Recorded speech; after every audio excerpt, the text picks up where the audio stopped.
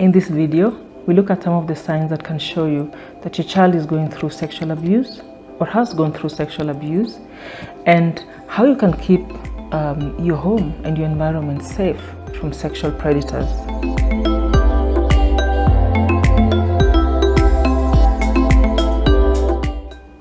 Hello there, and welcome to my YouTube channel. My name is Judyowiti, and I talk about matters youth and family.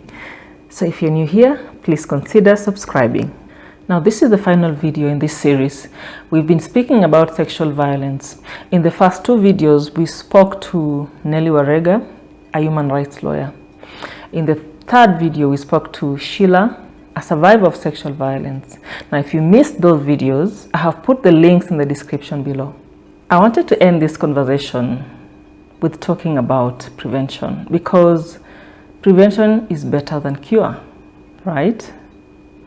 Now, statistics show that 93% of the victims under the age of 18 know their abuser. So these people are within the environment where the child is. So this could be the father, the grandfather, stepfather, mother, uncle, auntie, house help, brother, sister, neighbor, teacher, lecturer, coach, pastor, priest, friend. This tells me that there's something you and I can do to protect our boys and girls, because these are people in our lives. These are some of the warning signs that your child might be going through sexual abuse.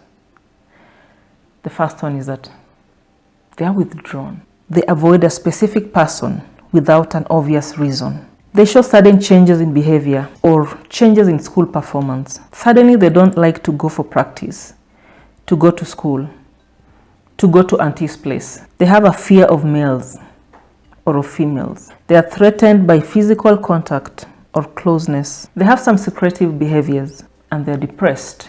If the child doesn't tell anyone, or you never get to find out, as they grow, their lives can turn upside down and the impact can be enormous. So for example, self-mutilation, where they are cutting themselves, or attempted suicide. You find that they abuse alcohol and drugs. They are sexually immoral because they feel like they don't have control of their bodies. They also carry a lot of shame because they feel like it was my fault. I brought this on myself. I'm a bad girl. Here is what you can do if your child tells you that they've been defiled or they have been raped. The first thing you need to do is listen to them and believe them. It takes a lot for a child to come forward and say, I was raped, especially if they're telling on someone that they know. So don't dismiss them, don't doubt them. Then you need to tell them that it was not their fault, because most of the time these people who have been defiled or who have been raped, they think that it was their fault. They think that they brought that on themselves. They made the person do it. So they carry a lot of shame and guilt. So you need to tell them that it was not their fault. Don't ask them things like, oh, why were you there? Or why were you dressed like that? And then you need to get them help. And remember that the damage is multi-layered. So you need to get them help on all those levels of damage. For example, physical help, get them medical attention, get them justice, report this person who has done this to them, get them psychological help, connect them to a counselor who will help them process what has happened to them and just help them be able to face those emotional wounds. And then get them spiritual help. Connect them to their God, because it's only God who can deal with those emotional wounds. So what are some of the things that you as a parent can do to prevent sexual abuse from happening to your child? The first is education. Parents, we need to educate our children about sexual abuse. It's one of the greatest tools that we can give our children, is educating them, communicating with them, and we need to start that early. Show your child what are your private parts and that nobody can touch them. Teach them how to identify an inappropriate touch. So tell them, if someone tries to touch your private parts, you have to tell me. If someone tells you to touch their private parts, you have to tell me. If they show you their private parts, you have to tell me. If they show you naked pictures, you have to tell me. Let them know that they can talk to you. And as the children grow older and you're handing over those gadgets to them, those smartphones, please talk to them about the dangers on the internet. There are a lot of sex pests on the internet. Somebody could be grooming your child to perform sexual acts.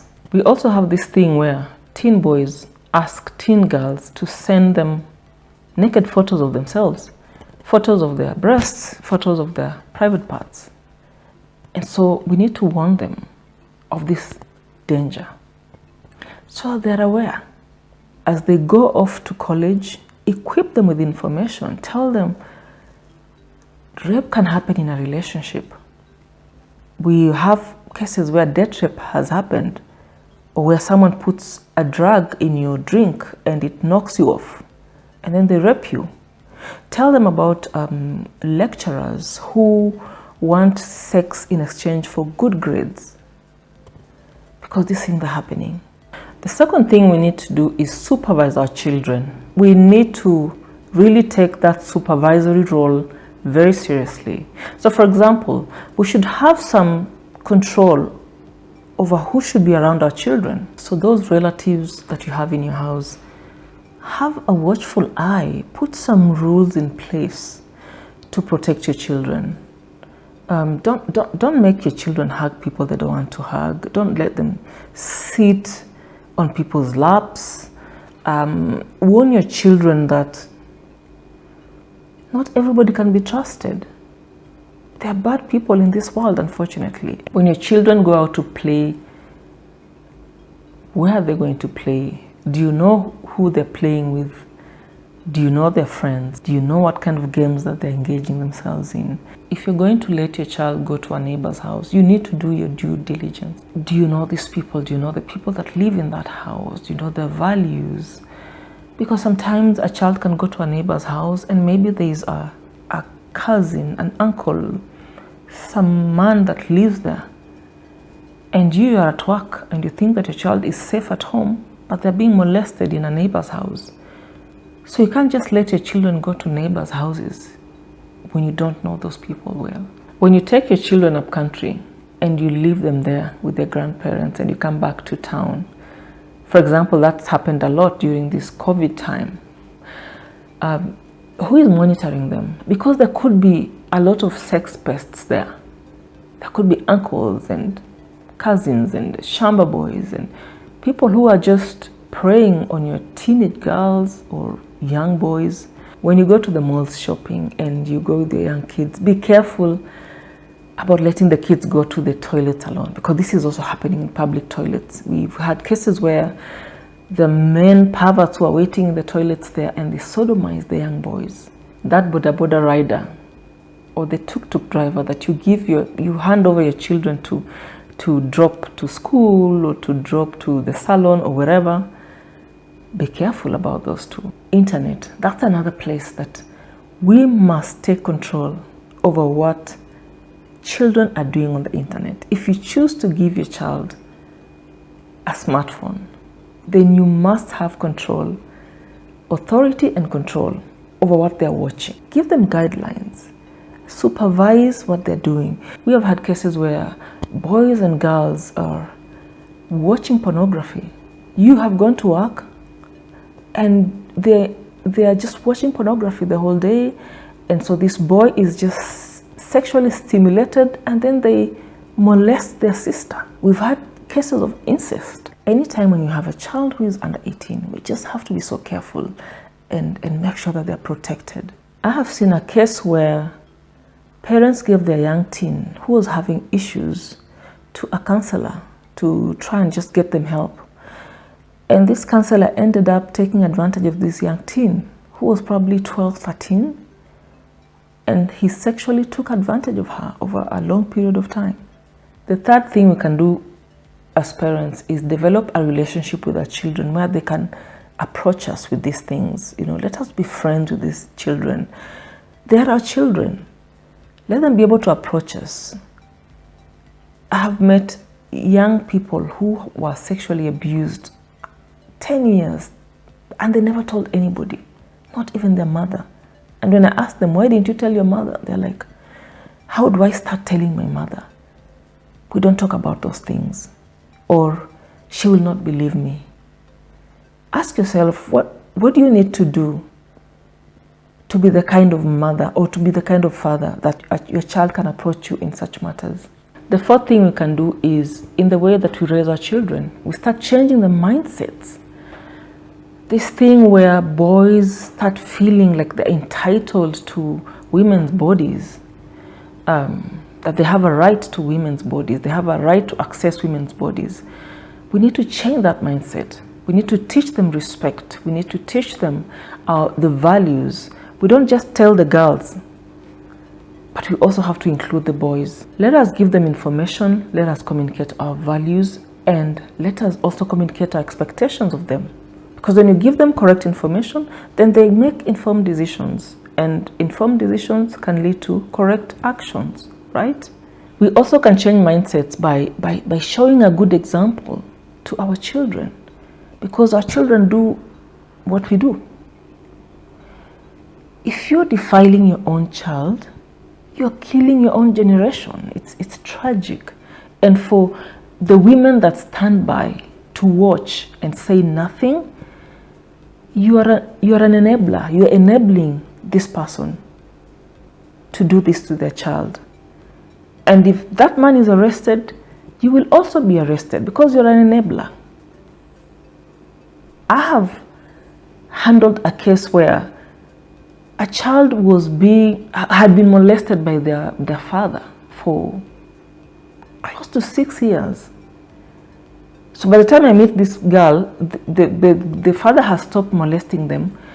But after they tell me, I receive a call from their mother telling me, I know you have been told this and you're not going to tell anybody. Don't tell anybody. This is a family matter. That tells me that was never reported. That tells me that this woman is protecting the husband. Why would you do that? You need to come forward and report this man. You need to be on the side of the victim, not the side of the perpetrator. The last thing that we can do is that we can cover our children in prayer. God is able to see the people around our children. He knows their hearts. He can reveal to you their true character. God is able to fill in the gaps where we are not able to reach. God can reach. Now we have to understand how the sexual predators work, how they groom the child, and how they groom the families, so that the child trusts them and the families also trust them. And when the family trusts them, then they're able to give them access to the child. So we have to understand how that process works. They start off by being nice to this child. They give them gifts, they give them money. They try to find excuses to be alone with the child. And once they have picked the target, they treat this child more special than the other children. And then now they start finding time alone with them. So they tell them, let's play. This is our special game. This is our secret game. You can't tell anybody about this. And then they defile the child. And then after that, they threaten the child. They tell the child, if you tell your parents, I will kill them. And then I will take you to live with me. So obviously the child believes that this is true. And they just freeze. And they never speak. And so these are things that you need to tell your child. Inform them that this can happen so that they are aware if it was ever to happen. Let us remember that the Bible says that as we move closer to the end times, that people will just become wicked. 2 Timothy 3:1-4 says, "But know this, that in the last days perilous times will come, for men will be lovers of themselves, lovers of money, proud, blasphemers, disobedient to parents, unthankful, unholy, unloving, unforgiving, slanderers, without self-control, brutal, despisers of good, traitors, headstrong, haughty, lovers of pleasure rather than lovers of God." These are things that we've been warned about. So we must pray. We must stay on guard and pray. Pray for our families. Pray for our children. I hope this series has been helpful. I hope you have learned something and that we can do better as a society. Thank you for watching, and I will see you in the next video.